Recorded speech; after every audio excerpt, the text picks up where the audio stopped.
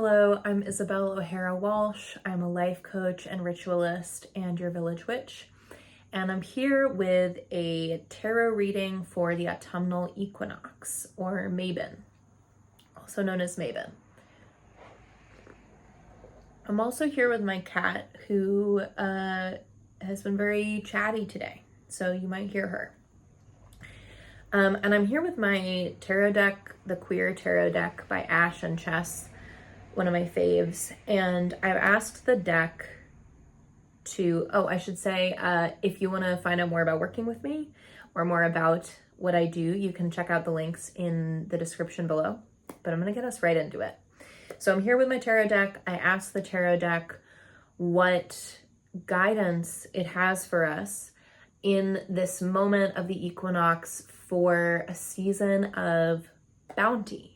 So the autumnal equinox is a harvest festival. It is a time when historically and agriculturally in present day, festivals are held to offer thanks for a good harvest, because we're kind of at the point where we can see what has been harvested, what the season's been like. And it's just really this like celebration of the fruits of the earth and all that has come so far this year. So it's a big one. But I wanted to ask for some guidance in like holding all of that and in holding this moment of sort of perfect balance between light and dark. The equinox is the day when the night and the day are of equal length.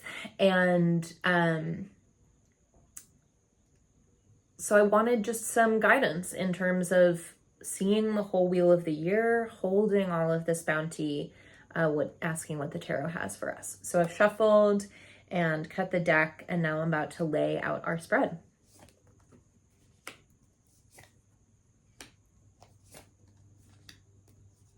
Okay.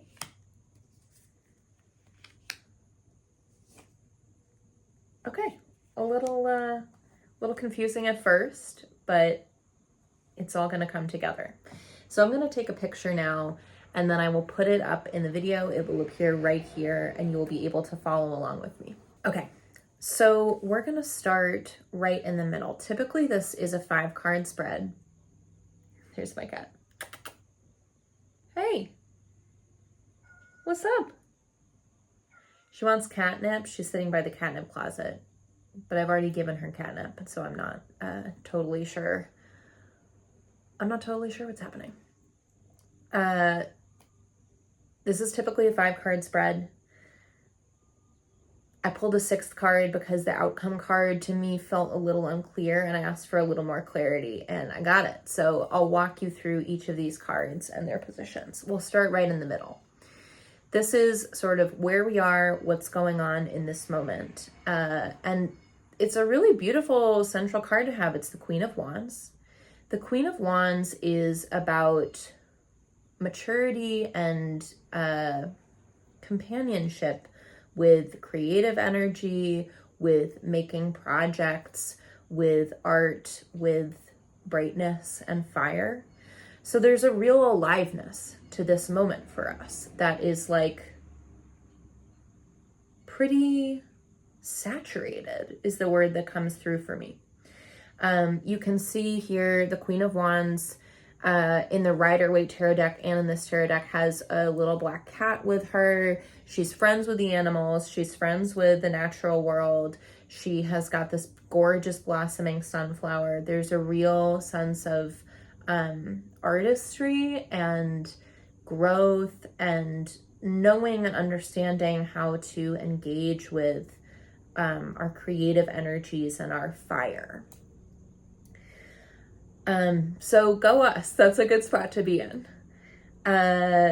Let's look forward for how to kind of hold everything that may bring. We're going to look below at the 4 of Wands, just underneath the Queen of Wands. The 4 of Wands, this position in the reading is like, what is the undergirding thing going on that has brought us here? And the 4 of Wands is about, this is interesting because the 4 of Wands is about like celebration, structures that allow for celebration. You could read this card as like a wedding. There's sort of an implication of social structure, of people coming together, but it's also a 4, and the 4s are often about like boundedness, like a box, like a chair with 4 legs, this structure that is so solid that sometimes it can teeter into constriction. And so that's what's coming through for me. And this is like, what's bringing us to this moment is this tension between joy and expression and the constriction that comes from the structures we're using to communicate our joy and celebration. So that might be a little uncomfortable. I'm going to bring us over to the 8 of Swords, just to the left of center. This position is about things that have happened in the recent past, energies of the recent past.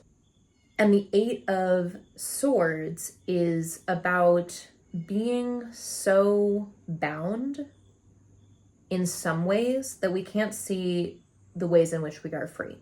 So we've got all of these swords surrounding this bound figure.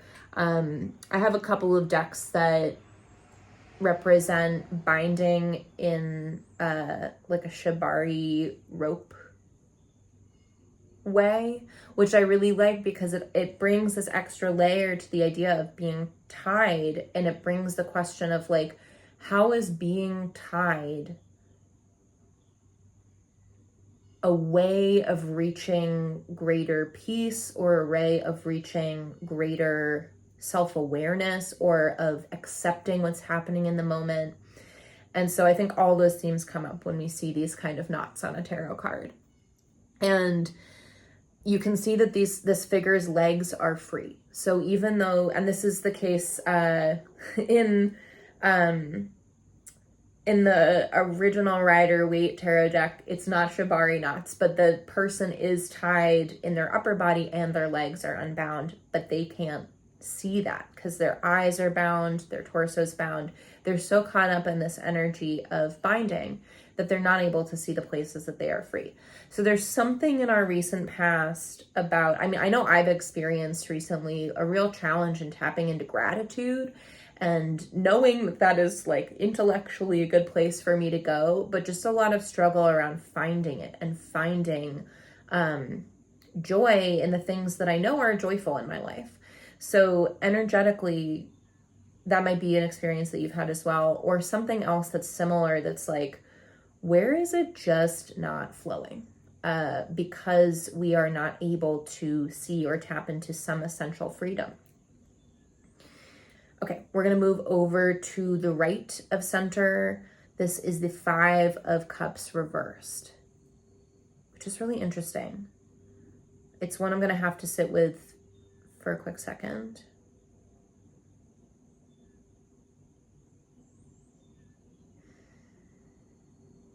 It actually reminds me a lot of the 8 of Swords. So this position is about what's coming around the corner, what's next, near future. And the 5 of Cups at its core is about not seeing the cups that are full, about looking, you can see on this card, there's this figure with cups that are full, but they have their backs turned to the full cups and are looking at the empty cups. And so it reminds me of the 8 of Swords in that it's like, well, there's something good going on, but we're not able to see it. And I like the like rainbow flowing in or out of this person in this particular image because it implies that there's some real magic happening here. There's actually something really essentially flowy and magical and creative about the 5 of Cups, but that there's some sort of stuckness or something this person, I'm just looking at their facial expression, which is so like beautifully detailed in how it's rendered. This person's facial expression looks very like wistful and maybe like stuck on something that is bringing sorrow into their life, or that they're struggling with. And so I have a compassion for this figure and for us in that experience, The reversal is interesting. I'm going to sit with it for a second. Reversals ask us to look at the card from a slightly different perspective. The thing that came through right away when I saw this card and that it was reversed was like, look how when you turn it upside down, the rainbow is just flowing out of this person. So I think there's something there in this particular reversal around like, what is flowing out of us? What magic is already there effortlessly? Can we put on the right glasses in order to see it and feel it? I'm going to look to the next two cards for guidance around how to do that. But just to recap, so far, we've got this like juicy, fruitful energy of the Queen of Wands. We've got the tension that's coming from the Four of Wands, the Eight of Swords, and the Five of Cups. All of them have this sort of like, there's something abundant, but we're not quite able to see it or reach it. In particular with the Eight of Swords and the Five of Cups, it's like, why are we not able to get to it? What is the block? What is the challenge? So that is the question that I'm bringing to our last two cards. And the last two cards are the Six of Swords reversed, right above center, and then the Three of Cups, just to the right of the Six of Swords. And so let's start with the Six of Swords. It's this purple and blue card that is reversed. The Six of Swords, oh, and this position is like the outcome. If we continue on the path that we're on of like, I would say the path that we are on together in this reading is like asking thoughtful questions, grappling with this struggle of like wanting to reach bounty, but not quite being able to see it or connect with it. Sorry, just bumped the camera. Sometimes I have to crack my knees and I just scared the camera a little bit. So that's kind of the position of this card. The Six of Swords is about being on a journey that feels really scary. It feels like you're surrounded by swords, you're on these waters, you're not sure where you're going, you have to leave somewhere familiar. But there's this fairy person who's ferrying you along to what is like a very beautiful and abundant land. So the message is ultimately the journey feels really scary, but it isn't. It doesn't need to be. Where we're going is good. And it's reversed. So I'm going to sit with that for a moment to see what other perspective comes in.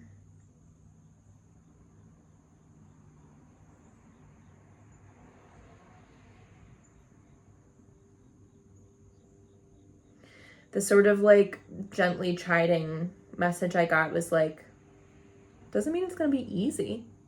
Doesn't mean it's going to be easy to find this bounty. It's a worthy journey. It's a worthy quest, but doesn't mean it's going to be like, you know, sliding down a water slide, just totally slippery and ready to go. You know what I mean. Do I know what I mean? Sort of. It's not going to be totally easeful. And so there's this sort of like wink that this card is like, but like, stick with it. You got it. But it's not going to be a 2-minute ferry ride across a small channel. And this is the card where I was like, I don't quite follow this as an outcome. Or it doesn't feel like, even as I'm describing it, I'm like, I want a little more about what, about support in navigating that. And so I pulled one more card to be in conversation with this one. And the one that I pulled is the Three of Cups. The Three of Cups is this really sweet card about community and connection and sort of like mundane friendship. And you can see these three figures dancing together. Underneath this rainbow, they're all wearing like beautiful bright clothing. There's fruits and flowers. And also there's something, what's the word I'm looking for? Excuse me. There's something very compact about this image. It's very contained. That's the word. It's very contained. It's like three people, small rainbow, clearing of fruit bushes. Here we are. And so I think the guidance that we're receiving from that is like, look to your friendships, look outside your house. I'm feeling this for myself in reading this card. I'm like, oh, this isn't a mundane card that's about being alone in moment to moment rituals or tasks. And I work from home, so that's a lot of my life. This is a card about outreach. It's a card about mundane and like close people outreach. But it's about getting out of our heads, getting into the energy of connection and flow and joy that brings. So, to summarize, we're already kicking butt, Queen of Wands. Like, let's recognize what we already have. Like, what creative projects have you already made this year? What relationships are already flourishing? What passions are already very alive in your life? That's where you're starting. Then from here, we get to look at, okay, let's bring some more nuance in. Like, we're doing good, but we want even more. We want to really feel the full bounty of everything. Hold on to an awareness of where you might be stopping yourself or playing into old patterns that keep you blindfolded, that keep you from seeing what's real and what's expansive and alive. Bring some compassionate awareness into those questions. Notice where some tensions might be ready for release, or some old ways of being or old relationships. I'm looking at the Four of Wands now, might be constricting and just asking for flexibility and openness around how to handle them. And then we'll come to the Six of Swords and the Three of Cups, and we're like, this journey is a little gnarly. It's not that gnarly, and we can look outside of ourselves. Notice, I actually think that the Three of Cups is really in conversation with the Five of Cups and the Eight of Swords, of like these moments of feeling bound where we're not able to see flow often come when we're trapped inside our own minds or trapped inside our own really like microcosms. So step your foot outside the door. Just make a habit of putting yourself in conversation with people, getting other energies in flow with your energy. That was the last sentence. That was very clear to me. All right, I'm sending you a lot of love this autumnal equinox, also known as Mabon. You can check out my autumnal equinox meditation for awareness, for like holding this moment between the light and dark, warm and cool parts of the year. You can check out my work on life coaching, how to work with me, and other seasonal stuff that I make at my Patreon and website links in the description below. I hope you are having a sweet autumn, and I'll see you here again at Samhain or Halloween or All Hallows Eve for a tarot reading for that holiday. Take care.